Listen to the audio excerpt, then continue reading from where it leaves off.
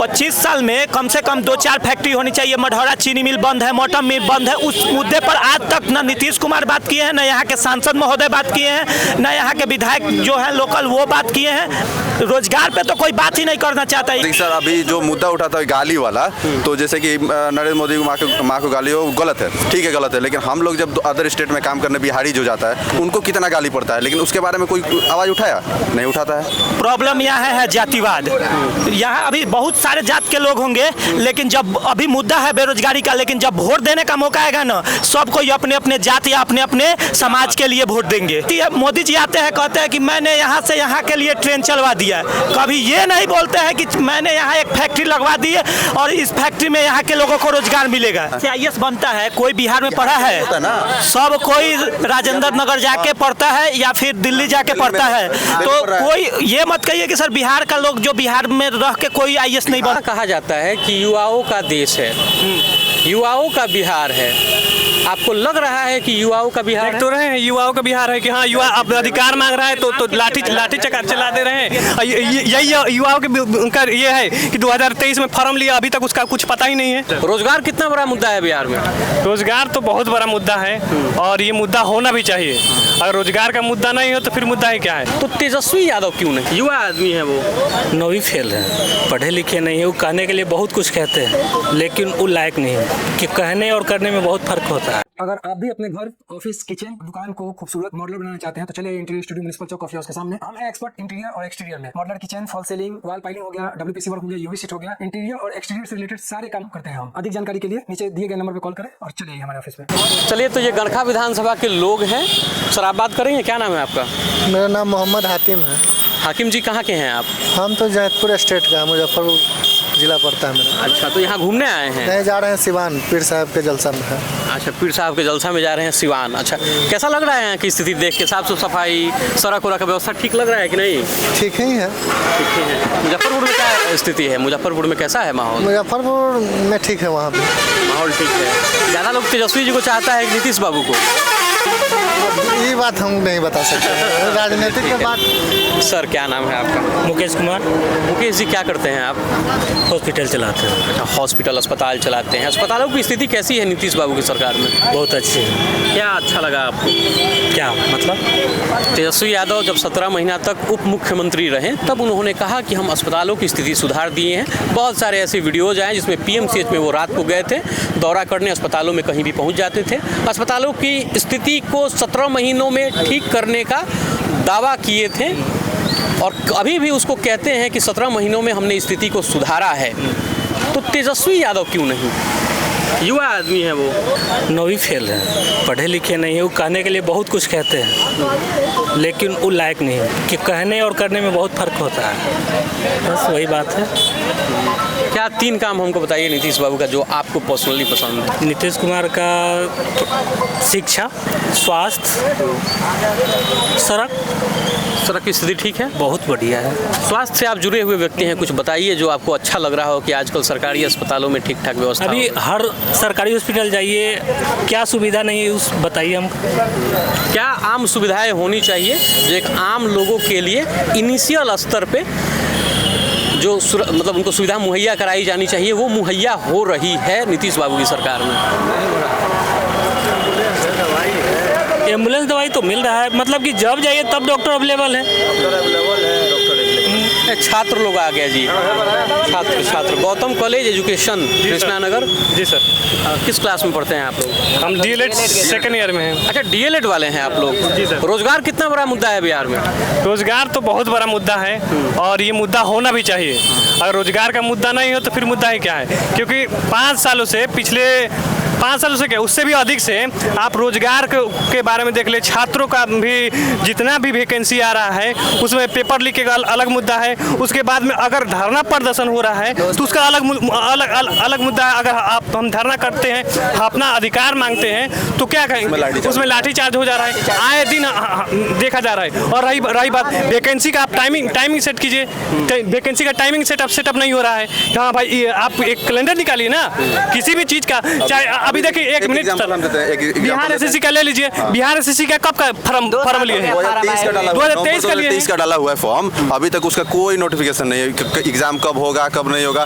और ये CGL 4 उसमें आ गया, ऐड हो गया, लेकिन अभी पिछला जो नवंबर 2030 में डाला हुआ है उसका एग्जाम का कोई पता ही नहीं है, होगा कि नहीं या नहीं होगा। अच्छा, हमेशा कहा जाता है कि युवाओं का देश है, युवाओं का बिहार है। आपको लग रहा है कि युवाओं का बिहार देख तो रहे हैं युवाओं का बिहार है कि हाँ युवा अब अधिकार मांग रहा है तो लाठी चका चला दे रहे हैं। यही युवाओं के उनका ये है कि 2023 में फॉर्म लिया, अभी तक उसका कुछ पता ही नहीं है। यही तो है। अब उनको अगर ये बिहार अच्छा लग रहा है कि हाँ फॉर्म 2023 में ले और अभी भरवा लें और अभी तक कुछ ये ना हो। हर साल नए युवा आ रहे हैं। आप रोजगार के बारे में सोचिए नहीं रहे हैं। आप एक ढंग का एक इंफ्रास्ट्रक्चर खड़ा तक नहीं किए हैं। हम लोगों का मुद्दा ये नहीं कि गवर्नमेंट जॉब ही हो, फैक्ट्री हो, अच्छी फैक्ट्री होता है जैसे कि अदर स्टेट में, जैसे गुजरात में, मुंबई में, तमिलनाडु में उस वैसा जैसे फैक्ट्री है वहाँ पे काम मिलता है, प्राइवेट जॉब। तो वैसा अगर होता तो हम लोग भी नहीं उतना फोर्स करते, हम लोग खुद से अपना एबल है कि कर लेते हैं काम। लेकिन यहाँ पे है नहीं ना फैक्ट्री है, तो लोग गवर्नमेंट जॉब में जाता है और उसका नोटिफिकेशन आता नहीं। अगर नोटिफिकेशन आ गया तो फिर एग्जाम का शेड्यूल नहीं होता है सही से, और उसके लिए अगर धरना प्रदर्शन करे तो लाठी चलता है। क्या करिएगा? जेल में लेकर बिहार जो है आप बता रहे हैं युवाओं का, ये युवा क्या कर रहे हैं? अभी दिल्ली जा रहे हैं, मुंबई जा रहे हैं, गुजरात जा रहे हैं, कोई धागा फैक्ट्री में जा रहा है, तो कोई वेल्डिंग क्षेत्र में जा रहा है, तो कोई कहीं पे मजदूरी करने के लिए जा रहा है। बिहारी जो है नंबर 1 मजदूरों की फैक्ट्री बना के रख दिया गया है।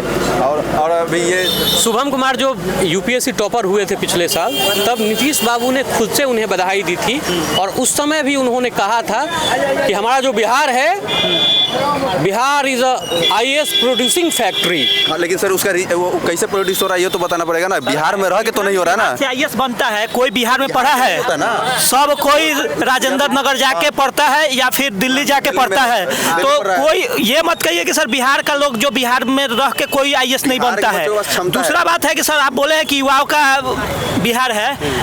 चाचा लगभग 80 साल के हो गए हैं जो मुख्यमंत्री हैं यहाँ के, उनका मानसिक संतुलन खराब हो गया। उनको तो खुद से हट जाना चाहिए था कुर्सी से। उनको युवाओं को मौका देना चाहिए था। यहाँ के जो पुराने बूढ़े विधायक हो गए हैं जो जिनका मानसिक संतुलन सही है, वो राजनीतिक से संन्यास लेना चाहिए उन लोगों को। युवाओं को मौका देना चाहिए कि आगे युवा के लिए सोचे। उसके बाद रोजगार के लिए बात किए हैं आप। रोजगार के लिए सरकार क्या कर रही है? केंद्र सरकार आती है, मोदी जी आते हैं, कहते हैं कि मैंने यहाँ से यहाँ के लिए ट्रेन चलवा दिया। कभी ये नहीं बोलते हैं कि मैंने यहाँ एक फैक्ट्री लगवा दी है और इस फैक्ट्री में यहाँ के लोगों को रोजगार मिलेगा। मोदी जी जब भी आते हैं तो यही कहते हैं कि हमने फलाना जगह से फलाना जगह के लिए ट्रेन चलवा दी और युवा यहाँ से लदा के और वहाँ जाके वहाँ काम करेंगे। मेन मुद्दा यही होना चाहिए कि यहाँ के बच्चों को यहाँ रोजगार मिले। छठ का समय आ रहा है, अभी भर के लोग आएंगे। उस समय जब आएंगे तो इस बात पे चर्चा करेंगे कि भाई हम पलायन करके बाहर गए हैं, बिहारियों को बड़ा परेशान किया जाता है, हम लोग मजदूर बन के रह गए हैं। लेकिन फिर लोग भूल जाता है। ये हर चुनाव का बात है कि मेरे जैसा कोई पत्रकार आएगा, आपसे पूछेगा, आप लोग गुस्सा दिखाएंगे। तो सरकार बदल क्यों नहीं जाती? सरकार की मानसिकता बदल क्यों नहीं जाती? सबसे बड़ा प्रॉब्लम यहाँ है जातिवाद। यहाँ अभी बहुत सारे जात के लोग होंगे, लेकिन जब अभी मुद्दा है बेरोजगारी का, लेकिन जब वोट देने का मौका आएगा ना, सब कोई अपने अपने जात या अपने अपने समाज के लिए वोट देंगे। यहाँ सारा लोग खड़े हैं, लेकिन सब कोई वोट देगा अपने जात के लिए या अपने पार्टी के लिए। कोई अपने लिए वोट नहीं देता है बिहार में। इसीलिए बिहार के युवा बेरोजगार हैं और रहेंगे जब तक इससे उठ के वोट नहीं करेंगे। क्या कहेंगे सर आप?